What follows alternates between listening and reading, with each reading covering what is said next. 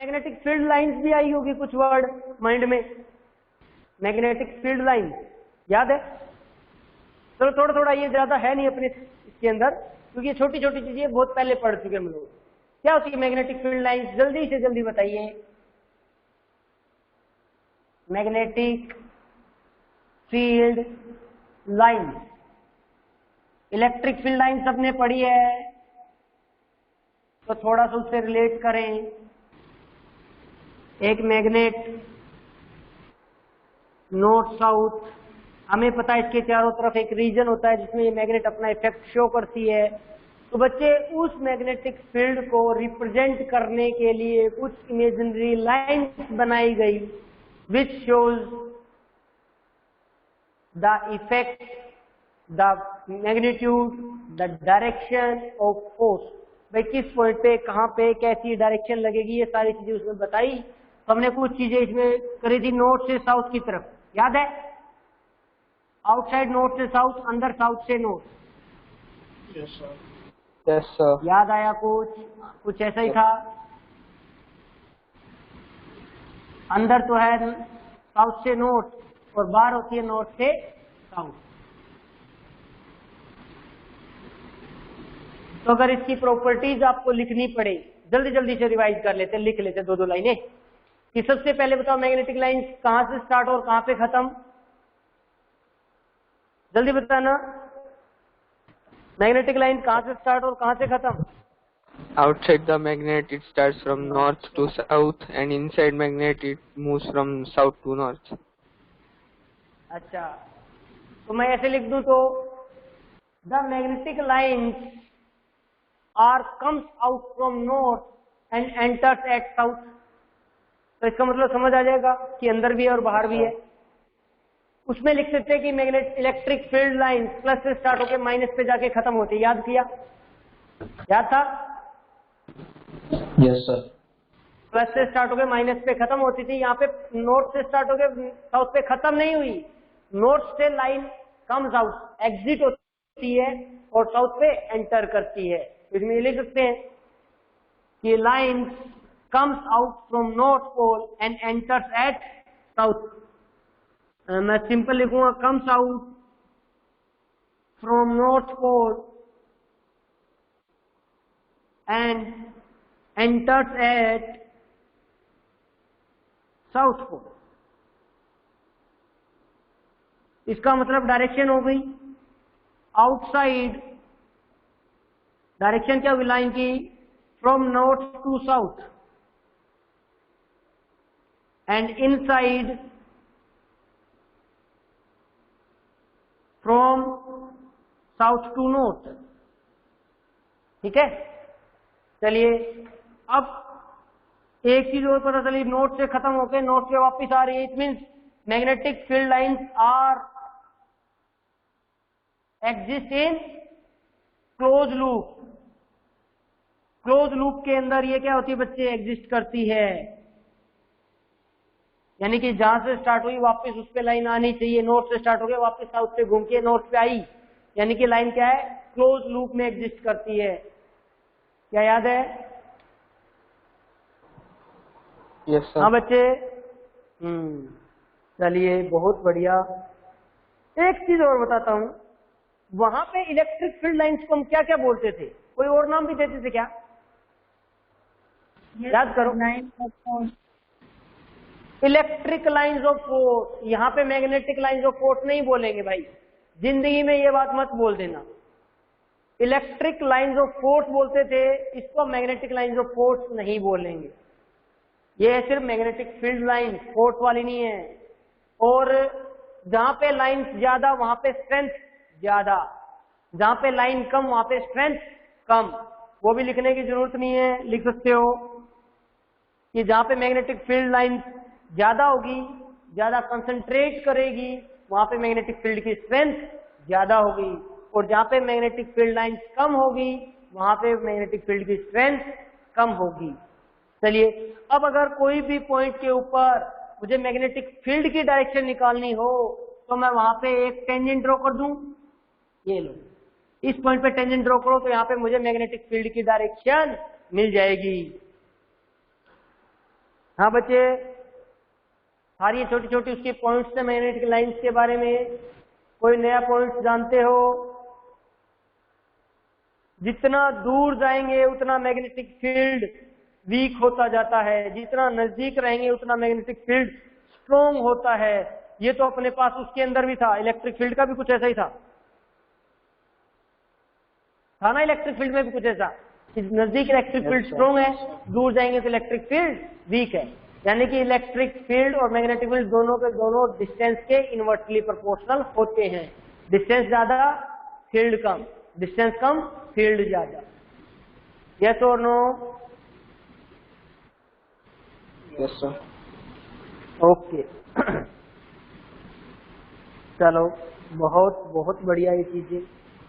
तो यहां से आपको माइंड में जो चीजें आनी चाहिए जो आगे काम आएगी, कि एक चार्ज अगर स्टैटिक होता है, रेस्ट पे चार्ज होता है, वो सिर्फ और सिर्फ इलेक्ट्रिक फील्ड बनाता है। जब कोई चार्ज रेस्ट पे है वो बनाता है सिर्फ और सिर्फ इलेक्ट्रिक फील्ड। लेकिन जब वो चार्ज मोशन में आ जाता है, जब वो चार्ज मोशन में आता है तो बच्चे वो मैग्नेटिक फील्ड भी बनाता है। समझ में आया? अरे भाई वो चार्ज तभी तो दूर भागा था भाई, करंट कैरिंग वायर तो मैग्नेटिक फील्ड बना रहा है। एक मैग्नेट दूसरे मैग्नेटिक मटेरियल पे फोर्स लगा रही थी। कभी मैग्नेट को दीवार पे फोर्स लगाते हुए देखा क्या? नहीं लगाता ना। कभी कोई ऐसा नॉन मैग्नेटिक मटेरियल के ऊपर मैग्नेट कभी फोर्स नहीं लगाती। एक मैग्नेट दूसरी मैग्नेट के ऊपर फोर्स लगा सकती है। एक करंट कैरिंग वायर तो मैग्नेटिक फील्ड बनाता है, लेकिन जब चार्ज चलना स्टार्ट करता है वो भी एक मैग्नेट की तरह बिहेव करता है, मैग्नेटिक फील्ड बनाता है। तभी दो मैग्नेटिक फील्ड आपस में इंटरेक्ट करेंगे और चार्ज अपने पास से डाइवर्ट हो जाएगा। थोड़ा सा आइडिया आया बेटा? ये चैप्टर नंबर 8 में बहुत काम आने वाला ये आइडिया, इलेक्ट्रोमैग्नेटिक वेव।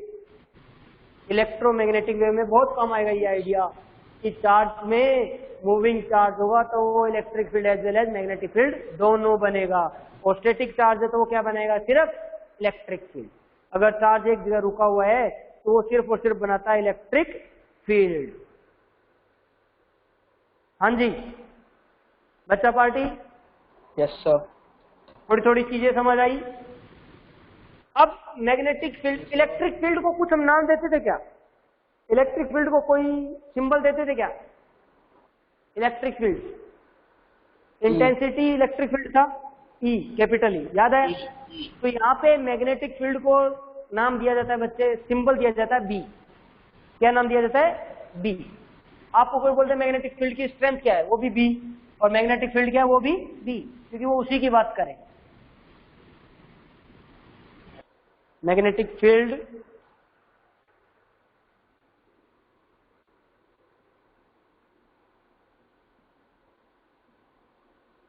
उसको डिनोट करते हैं बच्चे कैपिटल बी के साथ। कैपिटल बी, स्मॉल बी नहीं, स्मॉल बी नहीं लिखने का कभी भी भाई, कैपिटल बी लिखने का। चलो, अब अगर कोई चीज नाम है तो भाई कुछ ना कुछ उसकी वैल्यू भी होगी। इलेक्ट्रिक फील्ड इंटेंसिटी की यूनिट पता है सबको? इलेक्ट्रिक फील्ड इंटेंसिटी की यूनिट ई की वोल्ट पर मीटर। वोल्ट पर मीटर, ठीक है। अब इसका एरिया है, देखना ये क्लोज लूप में है ना, ये क्लोज लूप में, तो बच्चे इसकी यूनिट होती है, यूनिट। एक तो एक साइंटिस्ट था बेचारा जिसने बताई थी, टेस्ला, बहुत फेमस है आज की तारीख में तो। Nikola Tesla. हाँ, ये और दूसरा टेस्ला था, आजकल वो कार बना रहा है, वो दूसरा टेस्ला है, पता है ना? टेस्ला की कार आ रही है, वो दूसरा टेस्ला है भाई, ये टेस्ला अलग था। और एक और यूनिट है बच्चे, weber per metre square. Weber per metre square,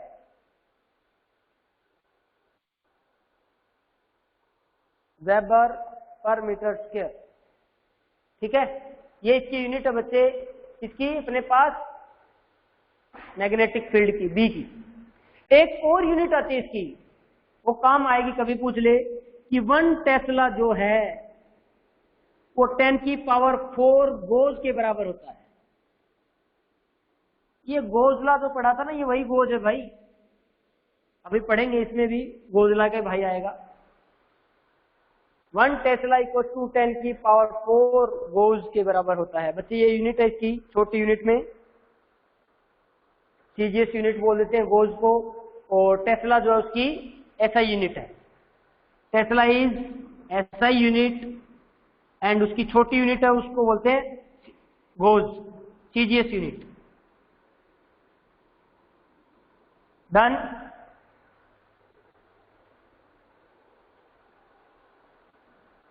हाँ भाई, लिख लिया सबने? यस। चलो तो अब आते हैं अपना टॉपिक स्टार्ट करते हैं, यानी कि अब चैप्टर स्टार्ट करते हैं। अभी तक तो चैप्टर के बारे में सिर्फ और सिर्फ अफवाहें पढ़ रहे थे। अफवाहें नहीं थी भाई, सच्चाई थी, ठीक है ना, अफवाह मत सोचना। बट हाँ, ये जस्ट स्टार्टिंग अपना बेस है कि जिसपे ये चैप्टर अपना है। अब इसके बाद जो कैलकुलेशंस की गई, जैसे अपना इलेक्ट्रिक फील्ड तक तो नॉर्मल चल रहा था, इलेक्ट्रिक फील्ड के बाद आया कि इलेक्ट्रिक फील्ड की वैल्यू फाइंड आउट करनी है। क्या फाइंड आउट करनी है? इलेक्ट्रिक फील्ड की वैल्यू फाइंड आउट करनी है। तो बच्चे यहाँ पे इस मैग्नेटिक फील्ड को, यहाँ पे हम फाइंड आउट करेंगे मैग्नेटिक फील्ड। तो मैग्नेटिक फील्ड फाइंड आउट करने के दो कैलकुलेशंस है। दो साइंटिस्ट लोग हैं जिन्होंने मैग्नेटिक फील्ड के बारे में अपने को जानकारी दी। एक तो है इसके अंदर बायोट सावर्ट्स, दो बंदों ने मिलकर, बायोट एंड सावर्ट्स ने मिलकर दिया। एक था एम्पियर्स सर्किटल लॉ, एक एम्पियर्स ने दिया। तो जो गोज लॉ है वो एम्पियर्स लॉ जैसा है, जो बायोट सावर्ट्स लॉ है वो कूलम्स लॉ जैसा है। फोर्स नहीं दिया, इसने दिया मैग्नेटिक फील्ड में।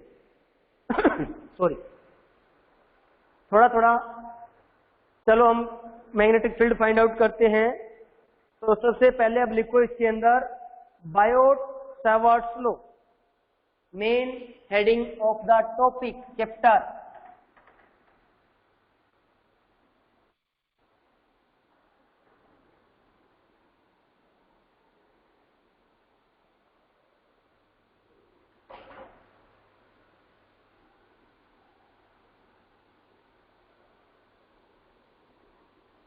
बायोट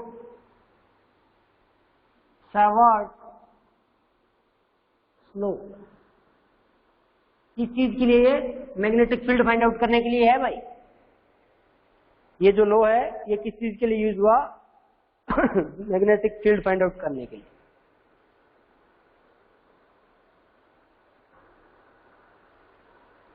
अब उसने देखो क्या चीज फाइंड आउट की, उसने हमें पता चला करंट कैरिंग वायर की वजह से। हम मैग्नेटिक फील्ड क्या निकाल रहे हैं? करंट कैरिंग वायर, यानी उसमें चार्ज मूव कर रहे हैं, उसकी वजह से मैग्नेटिक फील्ड बन रहा है। तो उसने एक वायर लिया, जस्ट एक वायर कंसीडर किया। ये वायर जिसके अंदर मान लिया हमारा करंट चल रहा है बच्चे, आई करंट, उससे कुछ डिस्टेंस पे लेट आर डिस्टेंस पे जाके एक पॉइंट ले लिया। यहां से आर डिस्टेंस पे हमने यहाँ पे एक पॉइंट कंसीडर कर लिया P। कितने पे? आर डिस्टेंस पे जाके हमें इस पॉइंट P पे इस वायर की वजह से मैग्नेटिक फील्ड निकालना है। और ये वायर है X से लेके Y, ये मैं इसके दो एंड दे देता हूँ, एक X एंड एक Y है, जिसके अंदर करंट चल रहा है I। तो बायोट सावर्ट्स लॉ ने क्या बताया वो लिखेंगे हम इसके अंदर। अब जो मैग्नेटिक फील्ड है इसमें तो करंट देखो, चार्ज हर जगह चल रहा है, यहाँ पे भी, यहाँ पे भी, यहाँ पे भी, हर जगह चार्ज चल रहा है। तो करंट तो हर जगह है। सुनना जरा, तो करंट तो मैग्नेटिक फील्ड बनाता है, करंट की वजह से मैग्नेटिक फील्ड बना, तो करंट तो पूरे में है। तो हम लोग क्या करते हैं, इसमें एक छोटा सा, इस पूरी लेंथ का मैं एक छोटा सा एलिमेंट ले लेता हूं बेटा। क्या? एक छोटा सा एलिमेंट ले लिया मैंने यहाँ पे, ये छोटा सा डीएल, एक डीएल लेंथ का एक छोटा सा एलिमेंट कंसीडर कर लेते हैं।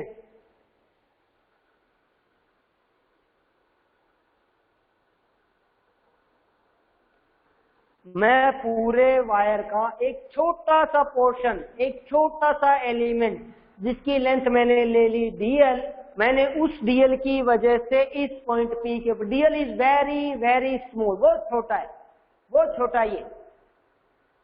लेकिन है तो सही थोड़ा सा डिस्टेंस, तो उसकी वजह से इस पॉइंट P पे हम लोग इलेक्ट्रिक फील्ड निकाल लेते, सॉरी मैग्नेटिक फील्ड B की वैल्यू फाइंड करते हैं, B की वैल्यू फाइंड करते हैं due to this small element dl, due to this small element dl।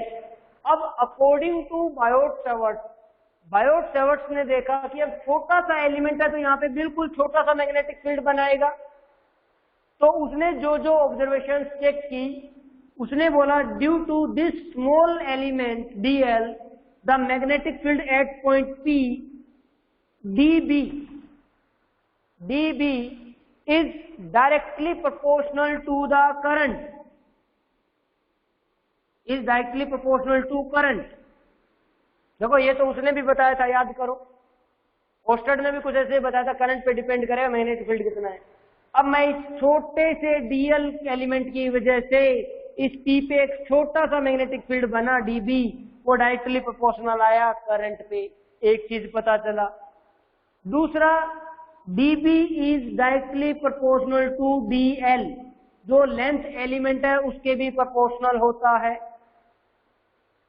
dB is directly proportional to dl, ठीक है।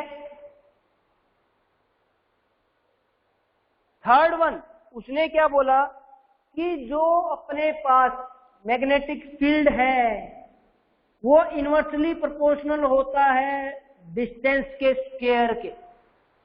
भाई जितनी दूर जाऊंगा उतना मैग्नेटिक फील्ड कम होगा, और यहाँ पे डिस्टेंस r है, तो उसने बोला जो ये फाइंड किए गए बच्चे, ये प्रैक्टिकली फाइंड किए गए, एक्सपेरिमेंट्स करने के बाद ये रिजल्ट दिए, थ्योरेटिकल नहीं दिए उसने। तो जो dB है वो इनवर्सली प्रोपोर्शनल होगा डिस्टेंस के स्क्वायर के। अब उसने एक चीज और दी, dB is also directly proportional to the sine of theta, directly proportional to sine of theta.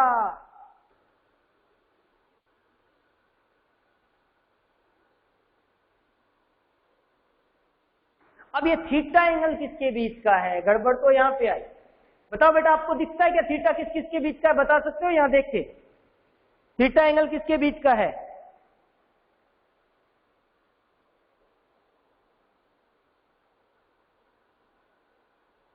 कोई दिख रहा है यहां पे एंगल बन सकता है किसी के बीच में क्या?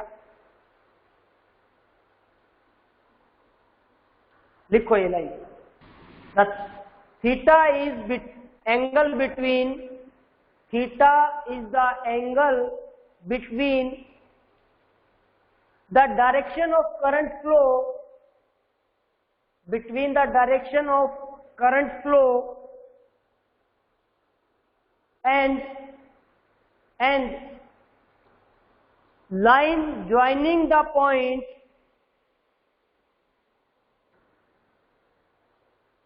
and the line joining the point and conductor।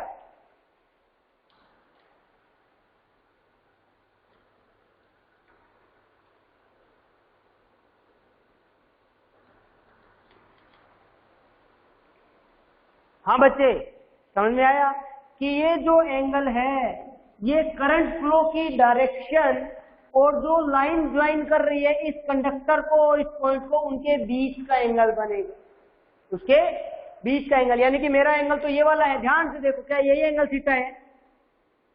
क्या यही एंगल थीटा है? बच्चे आवाज आ रही है सबको? yes, हाँ। अब आपको मैं ये पूछता हूं, लेंथ स्केलर या वेक्टर? लेंथ स्केलर या वेक्टर?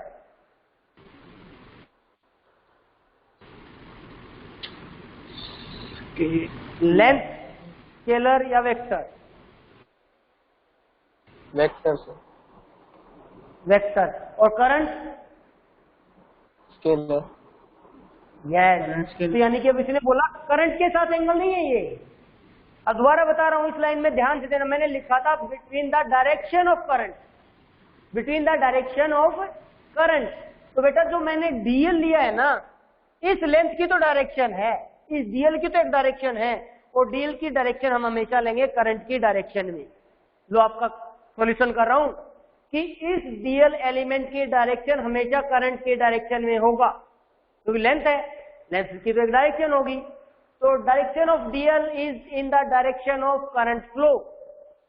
करंट तो स्केलर होता है भाई, करंट तो स्केलर है, डायरेक्शन जरूर है बट स्केलर क्वांटिटी होती है। तो डीएल की जो डायरेक्शन है वो किस डायरेक्शन में होगा? करंट की डायरेक्शन में। चलो जी, अब आते हैं इन दोनों को सबको कंबाइन करते हैं। अपना तो पूरा एक फॉर्मूला बनाना है। तो DB is directly proportional to I DL sine theta divide by are square. क्या यहां तक किसी को कोई दिक्कत?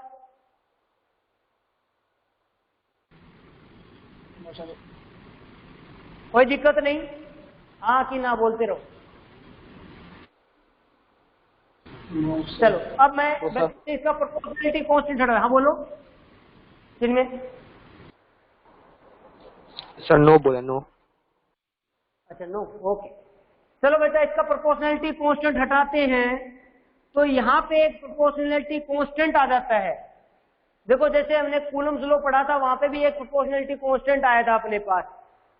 यहाँ पे भी एक प्रोपोर्शनलिटी कांस्टेंट सॉरी, एक प्रोपोर्शनलिटी कांस्टेंट मिलेगा, ठीक है। यहाँ पे भी मैं उसको के से डिनोट कर रहा हूं, कंफ्यूज नहीं होने का।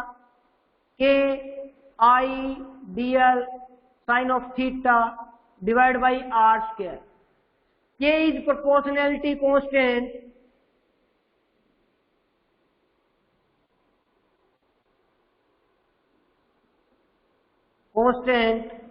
it depends upon medium. K is depends on medium.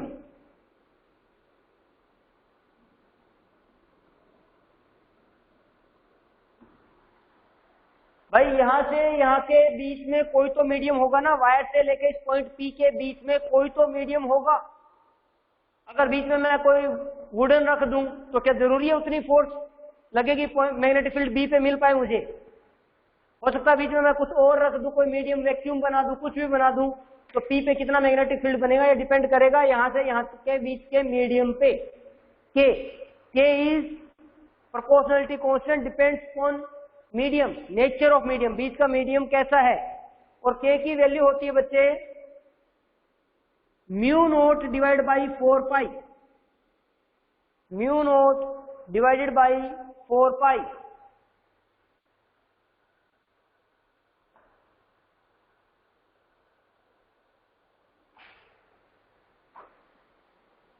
और इसकी अगर टोटल वैल्यू पूछी जाए तो वो बनती है बच्चे 10 की पावर -7, 10 की पावर -7। बच्चे यूनिट क्या होगी? क्या कि कोई यूनिट बता सकता है क्या यहां से मुझे? यूनिट देखो, ये होता है टेस्ला, ये होता है मीटर स्क्वायर, करंट होता है नीचे एम्पियर, डीएल होता है मीटर। क्या बचा? देखो जरा यहां से कोई यूनिट बना, साइन थीटा की कोई यूनिट होती नहीं। एम्पियर,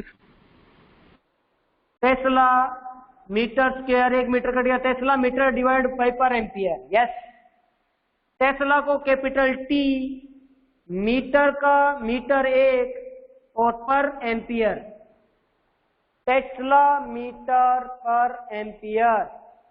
और अगर मुझे उसको वेबर पर मीटर स्क्वायर में लिखना पड़े तो क्या लिखूं? टेस्ला की जगह लिख दूं weber per metre square. Tesla की जगह क्या लिख दूं बच्चे? Weber per metre square. तो क्या बन जाएगा?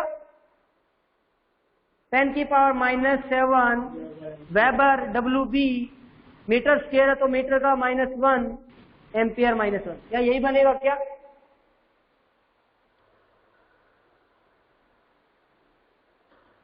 हाँ भाई, क्या यही बनेगा? हाँ जी बेटा। अब बात आती है ये है क्या? What is mu naught? Mu naught, epsilon note क्या था भाई? एप्सिलॉन नोट कूलम्स लॉ में permittivity of free space, permittivity of free space, absolute permittivity बोलते थे ना। Yes sir. यहाँ पे इसको बोलते हैं बच्चे परमिएबिलिटी। परमिटिविटी इलेक्ट्रिक फील्ड के लिए, मैग्नेटिक फील्ड के लिए उसका नाम थोड़ा चेंज कर दिया, परमिएबिलिटी। तो यहाँ पे इसको बोलते हैं परमिएबिलिटी ऑफ फ्री स्पेस और absolute permeability, absolute permeability, slight change, थोड़ा सा डिफरेंस पैदा करने के लिए परमिटिविटी को परमिएबिलिटी बना दिया। एप्सिलॉन नोट की वैल्यू बताओगे कितनी थी? 8.85 into 10 raised to 8.85 into 10 raised to minus 8. अरे वाह, इनमें minus 2. इनमें क्या सुन रहा हूं मैं? ये थी ना कुछ वैल्यू इसकी वहां पे? Yes sir. तो ऐसे ही म्यू नोट की कितनी वैल्यू, देखो यहां से 4 पाई इधर चला जाए, कितना बन जाए रे? 4 पाई इंटू 10 की पावर -7, ये म्यू नोट की वैल्यू होती है। ये म्यू नोट की वैल्यू होती है 4 पाई इंटू 10 की पावर -7।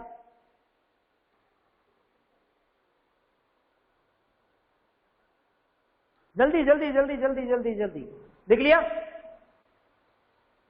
चलो तो मैं इस फॉर्मूले को अब थोड़ा सा चेंज करता हूं भाई। मेरा फॉर्मूला बन जाएगा म्यू नोट के की जगह mu naught by 4 pi I DL sine of theta divide by are square, divide by are square. ये था magnitude of magnetic field at point P. अब आप लोगों ने मैग्नेटिक फील्ड की मैग्नीट्यूड को बता दिया एट पॉइंट पी पे, बट हमें पता है कि मैग्नेटिक फील्ड की तो एक डायरेक्शन होती है, वो तो वायर के चारों तरफ घूमता है, ऐसे ऐसे घूमता है। अरे भाई यहां से कोई डायरेक्शन पूछे तो डायरेक्शन भी तो निकालनी पड़ेगी यहाँ पे, हाँ या ना? बोलो रे। Yes sir. चलो अब आई बात समझ में अपने पास। अब क्या किया जाए? अब अगर डायरेक्शन निकालनी है, अगर हमें डायरेक्शन निकालनी है तो हमें एक वेक्टर चाहिए। तो अब मैं इसको वेक्टर फॉर्म में लिखता हूं, मैं फटाफट लिखूंगा, मुझे बताना अगर मैं कहीं पे गलत लिख रहा हूं तो। ये तो था मैग्नीट्यूड, अब लिखूंगा इसकी वेक्टर फॉर्म। डी बी बना दिया vector, mu naught constant, 4 pi constant, I constant. अरे बाबा डीएल तो वेक्टर होता भाई, आर भी तो डायरेक्शन है। आर की डायरेक्शन क्या होती है? अरे आर भी तो वेक्टर है ना, यहाँ पे तो आर स्क्वायर लिख दिया, बट डायरेक्शन कहाँ है? इस वायर से पी की तरफ जा रहा हूं ना, आर की लेंथ में ही जा रहा हूं ना। Yes sir. भाई साहब ठीक है क्या? अरे भाई मैं चला डीएल से पी की तरफ, तो इस वायर इस डिस्टेंस पे ही चलना पड़ेगा ना।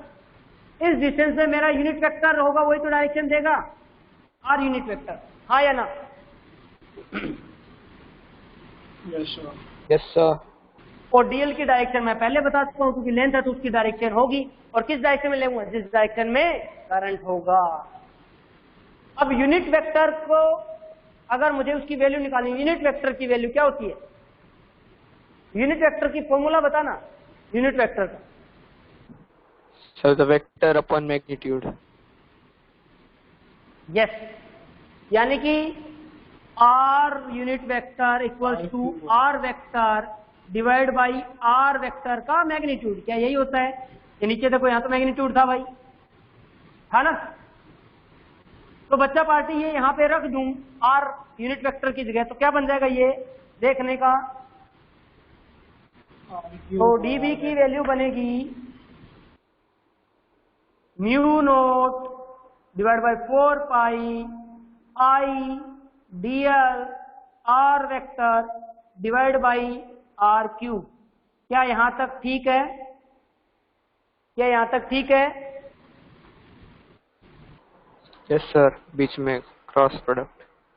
हाँ, अभी आपने देखा कि अगर ये 90 डिग्री पे है तो सबसे ज्यादा मैग्नेटिक फील्ड बनता है। अगर इस पी पॉइंट को इस वायर के ऊपर रख दूं तो मैग्नेटिक फील्ड 0 हो जाएगा, हाँ या ना? देखा था नहीं चीज? अगर इस पी पॉइंट को यहाँ पे लेके चला जाऊं तो साइन थीटा तो इसने खुद ही दिया था भाई, साइन थीटा। तो साइन थीटा किस में आता है? क्रॉस प्रोडक्ट में, क्रॉस प्रोडक्ट में। ये लो जी, क्या हमने कूलम्स लॉ की वेक्टर फॉर्म पढ़ी थी?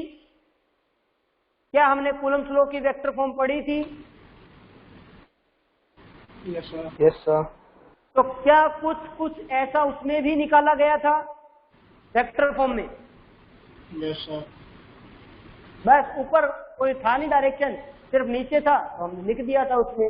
ऊपर एक वेक्टर बनाया, नीचे नीचे मैग्नीट्यूड का क्यूब लिखा था, ऊपर k q1 q2 vector divide by r का क्यूब। याद करो। तो क्या ये थोड़ा थोड़ा पूरा कूलम्स लॉ से मिलता मिलता लग रहा है? वहां इलेक्ट्रिक फील्ड, यहाँ मैग्नेटिक फील्ड। अरे फोर्स के बाद ही तो इलेक्ट्रिक फील्ड निकला था, याद करो। फोर्स पर यूनिट चार्ज तो इलेक्ट्रिक फील्ड था, और फोर्स किसने बताई थी? कूलम्स ने। ठीक है ना? इसलिए मैं इसको दोनों को कंबाइन कर रहा हूं। चलो अब आती है बच्चे, इस फॉर्मूले से मैं आपसे पूछूं, यहां पे डायरेक्शन बताओ। P पॉइंट पे इस मैग्नेटिक फील्ड, छोटे से मैग्नेटिक फील्ड dB की डायरेक्शन क्या होगी? Perpendicular to the plane. Perpendicular to the plane. अंदर या बाहर? अंदर की बाहर? अंदर। अंदर। चलो एक तो आप लोगों ने ये चीज तो आप लोग कर चुके हो। क्रॉस प्रोडक्ट से डायरेक्शन आप लोगों ने निकाली क्या कभी? याद हो तो? क्रॉस प्रोडक्ट Yes, करो sir. दो वेक्टर का, तो तीसरा बनता था, वो क्या बनाता था? मैं कैसे करता था? Right कौन hand thumb बताएगा rule. मुझे को? A cross B equals to C vector. इस C वेक्टर की डायरेक्शन कैसे आती थी? कोई बताएगा क्या? Right hand thumb rule. कोई ना, पहले एक रख के कैसे लगाऊं? नहीं, बता राइट हैंड थंब रूल कैसे? डायरेक्शन में था। सर पहले जो आगे लिखा हो, जैसे ए वेक्टर, तो ए की साइड में फिंगर्स प्लेस करने हैं, फिर बी की साइड में कर्ल करना है उनको, तो थंब जिस डायरेक्शन में हो। यस। तो बेटा ये राइट हैंड थंब रूल थोड़ी ना है। राइट हैंड थंब रूल नहीं बोलते इसको। आई थिंक ये पाम रूल है। थोड़ा वैसा पाम ही को है। प्लेस करना पड़ता है ना। अब कैसे निकालते हैं? जिनको थोड़ा समझ नहीं आया वो देखना। एक वेक्टर है मेरे पास, ए वेक्टर इधर, मेरा बी वेक्टर है इधर। मुझे इस पॉइंट पे मैं ए और क्रॉस बी, ए की तरफ अपनी फिंगर्स को रखो। ये पाम को इस तरह ए की तरफ रख, पाम को इस तरह रखो कि मेरी फिंगर्स ए की तरफ जाए। रख दिया। अब वो फिंगर इस तरह प्लेस करो कि मैं उसको जब कर्ल करूं तो बी की तरफ जानी चाहिए। अब यहाँ पे कर्ल करता हूं तो अंदर जा रही है, तो मुझे ऐसे रखना पड़ेगा। कैसे? ऐसे रखना पड़ेगा। मैं कर्ल करूं तो ये देखो बी की तरफ मेरी उंगलियां जा रही है ना? तो जो मेरा थंब है वो कहां गया? अंदर। अंदर गया मेरा थंब। तो अंदर को कैसे डिनोट करता हूं? डॉट से या क्रॉस से?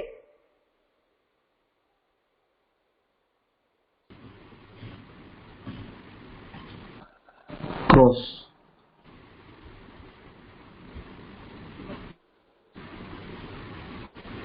ये क्या है भाई जो मैंने अभी बनाई? क्या ये? Arrow arrow arrow arrow.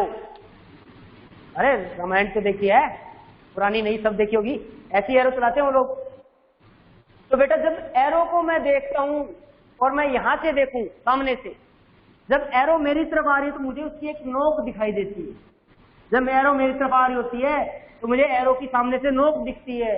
और जब एरो को मैं पीछे से देखूं तो मुझे पीछे से तो अलग ही कोई स्क्वायर टाइप का या कुछ भी क्रॉस टाइप का दिखाई देगा, पूरा दिखाई देगा।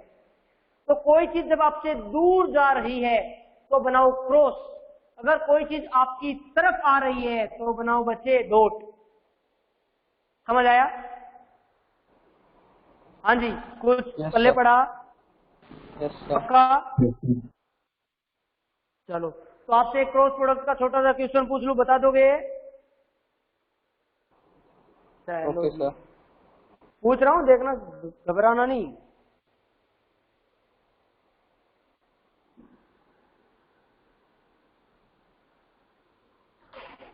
एक वायर है जिसमें करंट जा रहा है ऊपर, और एक पॉइंट लिया, ये वाला पॉइंट लिया मैंने बी यहां पे।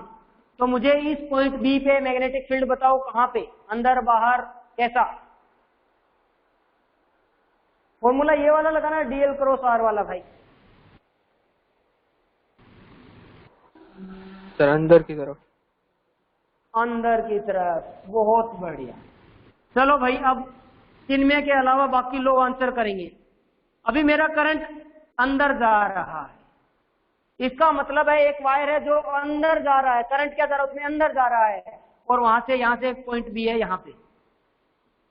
चिन्मय आंसर नहीं करेगा, यहाँ पे कोई और आंसर करेगा। विनय, यहाँ पे मेरा वायर है जो अंदर जा रहा है, करंट को लेके अंदर जा रहा है, और यहाँ पे एक पॉइंट बी है आर डिस्टेंस दूर पे, तो यहाँ पे मैग्नेटिक फील्ड बता कैसा होगा।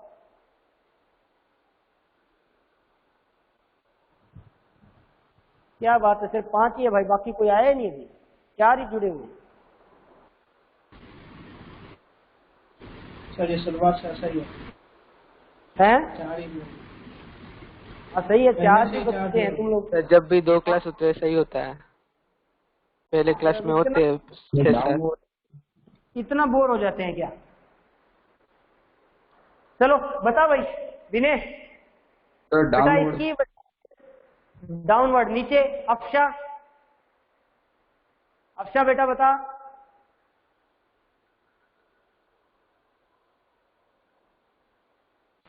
सर मुझे नहीं समझ आया। बेटा ये उंगलियां किस तरफ रखनी है अक्षा? उंगलियां किस तरफ रखनी है? किस तरफ रखनी है? करंट की डायरेक्शन में। डीएल की तरफ। और डीएल किस तरफ होता है? करंट की तरफ। करंट की। करंट, मुझे तो वायर में करंट की डायरेक्शन पता है, मैं वायर की लेंथ लेता हूं, तो जिस डायरेक्शन में करंट है उसी डायरेक्शन में डीएल होगा। भाई जो लेंथ का एलिमेंट लूंगा वो भी करंट की डायरेक्शन में। आर क्या है? जो पॉइंट। अब यहाँ पे मेरा करंट जा रहा है अंदर, तो अपनी उंगलियों को अंदर लेके जाओ। इसका मतलब है कंडक्टर में करंट जा रहा है अंदर, मैं उंगलियों के साथ अंदर ले गया। अब उंगलियों को मोड़ूंगा तो उंगलियां तो इधर भागी, जबकि आर कहाँ है? इधर। तो क्या मैं उसको ऐसे रखूं? अक्षा क्या ऐसे रखूं? यस। अब उंगलियों को मोड़ूंगा तो इधर उंगलियां मुड़ रही है क्या बी की तरफ? Yes sir. तो थंब कहाँ गया मेरा? नीचे। थंब कहाँ पे? नीचे। डाउनवर्ड। तो यहाँ पे मैग्नेटिक फील्ड की डायरेक्शन बेटा नीचे होगी, ठीक है ना? ये मैग्नेटिक फील्ड के डायरेक्शन निकालने का फॉर्मूला, क्रॉस प्रोडक्ट का फॉर्मूला है बेटा।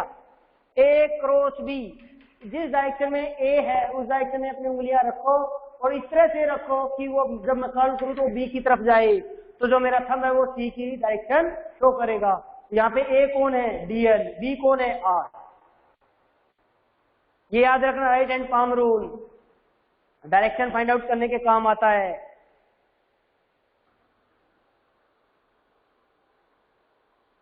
हाँ भाई लोग, कुछ समझ आया? Yes sir. Yes sir.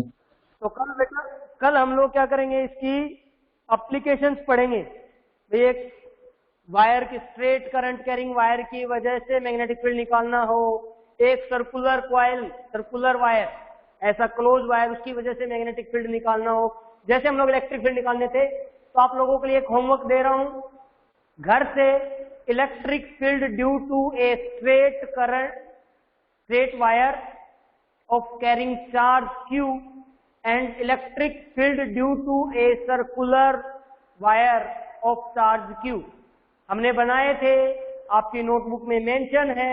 Electric field पढ़ना है आपको स्ट्रेट वायर की वजह से और एक क्लोज वायर की वजह से।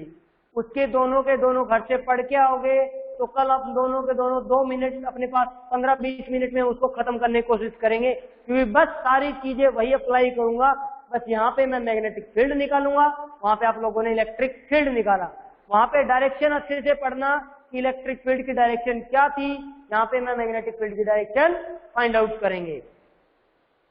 हाँ जी ठीक है। Yes sir. Okay sir. चलिए।